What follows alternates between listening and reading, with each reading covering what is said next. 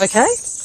Great. Look, thanks very much for being here. It's fantastic to be here in Tokyo to attend the 10th Pacific Islands Leaders Meeting hosted by Japan. And I want to first say what a fantastic event this has been, and my congratulations and thanks to Prime Minister Kishida and to the government of Japan for hosting such an important event and for having, with Pacific leaders, all members of the forum, Pacific Islands Forum represented, a very important discussion about Pacific priorities. Japan is a long-standing contributor and participant within the Pacific. And in fact, Prime Minister Rambuka of Fiji was telling a story that he had been there for a palm meeting decades ago, and now he was here again as the Prime Minister of Fiji. So it shows the longevity of Japan's commitment to the region. But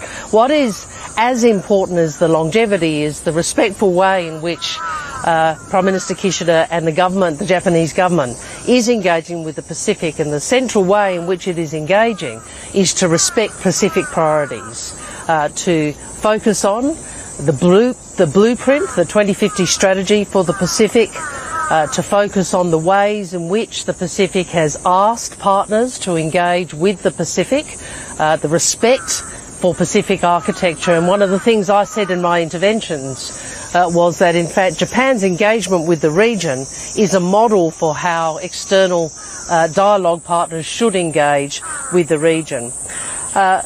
Obviously, Australia has put many more resources, many more people, much more focus on the Pacific since our government came to office. And the reason we have done that is we understand that the Pacific is so central to our stability and security, and because, as I said, we want to be better and more involved members of the Pacific family. We know that we lost a decade, we're not going to get back, but we are very clear about our obligations and responsibilities as a nation, as a member of the Pacific Islands Forum.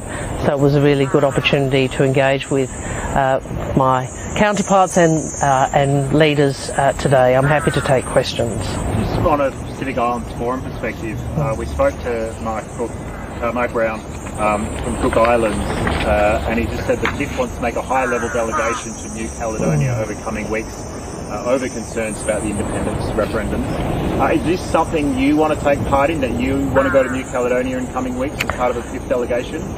Look, I think this is a matter that is being discussed. I think there is a shared view amongst Pacific Island nations about the importance of peace and stability. Obviously, we've all been concerned about the conflict and violence that we have seen. We're pleased that things are more stable now. I would anticipate the PIF will make a decision about what its engagement will be with New Caledonia and the French state. With regard to the US now elections, we've obviously got Donald Trump's running mate, J.D. Vance. He's made it clear that he doesn't believe the US should be supporting Ukraine, and says the US needs those resources to pivot to Asia. I guess a two-part question. One, are you concerned that a Trump presidency means the US will no longer support Ukraine? I'm not going to engage in that sort of commentary. Obviously, what I would say is, as a matter of principle first, our relationship with the United States is long, it is deep, it is a relationship that has... Sorry, there's a bird. Our relationship with the United States is long-standing, it is deep, it is a relationship which has seen parties of both persuasions in both countries at different times, and but it is an alliance which goes beyond politics. I'm not going to get involved in discussion or commentary about the US president or vice presidential candidates and their comments.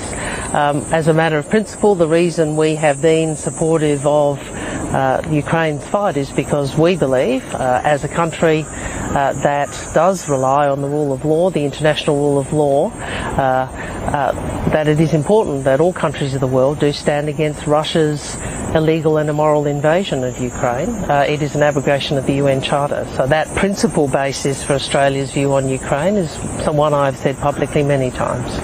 Jessica Side from the Financial Review. Hello. Minister, I'm up to my elbows in energy policy here. Has the Fortescue backtrack on hydrogen undermined any of Australia's hydrogen export ambitions in Asia? That's a matter for Fortescue and for Mr. Forrest.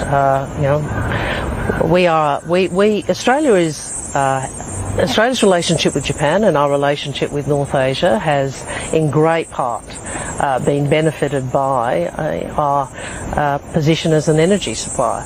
We want that to continue out to 2050. We want that to continue out to the net zero target that all of us have signed up to. So that transition is a hard transition. That transition does require governments and business to work together.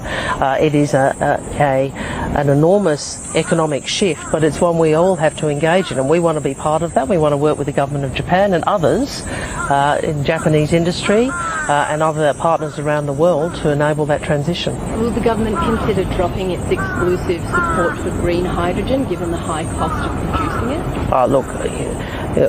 We've put our views out very clearly in terms of energy policy. Minister Bowen is working and Minister King have worked very hard on that.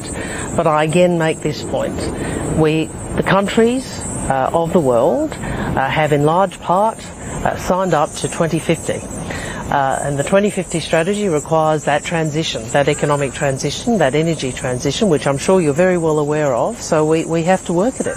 And that's going to require an unprecedented cooperation between governments and the private sector. Just quickly on NATO. Okay, you go. Here you go. That's fine. Rudika Mahashi from Nikkei. How do you do?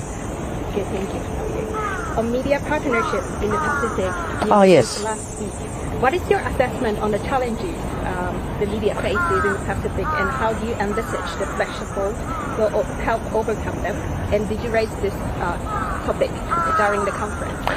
Look, that hasn't been as much of a topic today, but it's been a topic previously. And of course, media capability is important to democracy. It's important to our functioning as democracies, and it's also important to our relationships with one another. So we were very pleased to work with the Pacific to announce our Pacific Media Strategy, which is all about us working with Pacific nations to help improve and strengthen their capability, and also to enable access to Australian content. It's one of the things we share, whether it's sports or other cultural expressions, and we want to make sure there's a way that people can share those things which connect us. But thank you for the question. It's a policy I was very pleased to announce, and we worked for a long while to make that happen. So I'm pleased it's on foot. Solomon Islands has announced it's going to receive $30 million in budget support from China. Does Australia have any concerns about this development? Have you sought any details about what this $30 million entails from China? Well, look, we engage with Solomon Islands and with all PIF members about their development needs, and we're very, we're partners to members of the PIF and to Solomon Islands, and of course we engage with them on all matters. I've just got a question about NATO countries supporting Ukraine. Some of these countries have put sanctions on Chinese companies. Will Australia follow suit? Well, we don't speculate on sanctions, but you would be aware we have put in place a great many sanctions in support of Ukraine and against Russian interests, and also North Korean interests and companies. So you would anticipate we will continue to look at ways to support Ukraine. Minister, Sophie from Nikkei Asia. Hey, Sophie. Described the Pacific Islands as being in a permanent state of contest before. How has this characterization been received by Pacific Island countries, and do you think they view it the same way as well? Well, I can't speak for other Pacific countries. I can only speak for Australia, and it is our observation. But I think if you look at the various communiques and declarations from the Pacific Islands Forum over the last 2 years, you will see that the reality of competition is something those leaders are engaged with.